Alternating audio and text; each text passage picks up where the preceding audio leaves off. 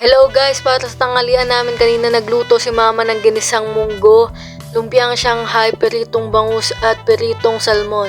Let's go! Panoorin ng buong video!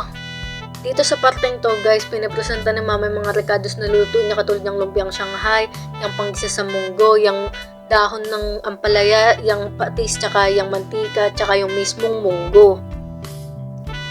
Hinihiwa na dito ni mama yung kamatis na para sa panggisa, tsaka yung sibuyas. Yan, medyo pinas forward ko na, ang tagal kasi.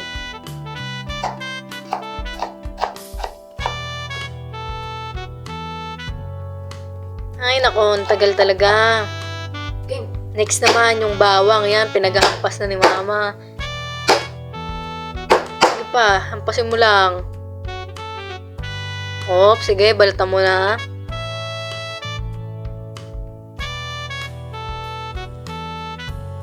Dito naman sa next part, pang malupitang hiwa to guys. Yan, yung tokwa, hinihiwa na din. Ayan naman, maglalagay na tayo ngayon ng kawali. Non-stick, buksan ng apoy. Mahina lang at maglagay ng mantika. Ang una natin gagawin guys, pipirituin natin yung tokwa. Mas gusto kasi namin guys yung pirito yung tokwa para medyo may lutong yung munggo. Yan, flex muna. Yan, medyo brown na. Malapit na yung hanguin guys. At yun na nga, nilalagay na natin sa plato.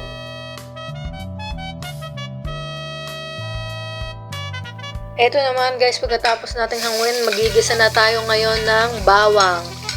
Yan, mekos lang. Hanggang sa maging brown, wag sunugin. Next, ilalagay natin yung sibuyas na napakalalaki ng hiwa. Imekos hanggang sa ilagay na yung kamatis. Ang lalaki din ng hiwa, Diyos may. Ayan, maglalagay tayo ngayon ng beef cubes, isang buo. Pampalasa. Sunod naman yung ginisa mix, isang buo rin. At konting bechin, para hindi tayo malason.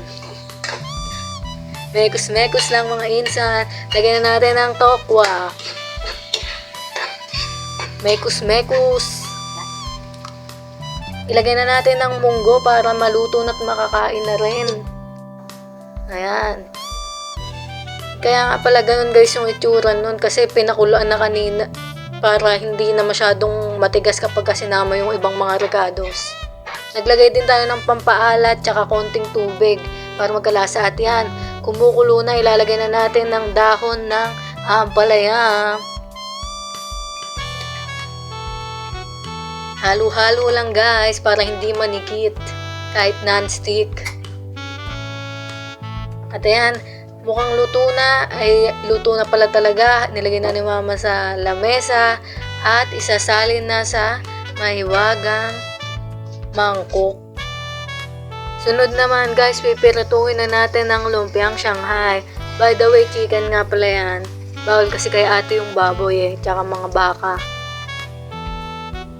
At yan, hahanguin na natin. Naluto na agad-agad, napakagaling. Yan si mama, nakadress pa habang nagluluto. Isang ngiti. Ayan naman guys, pipirituhin na natin yung tiny salmon o yung baby salmon. Ayan, antay lang ng ilang minuto. Flex muna. Pasabay hango.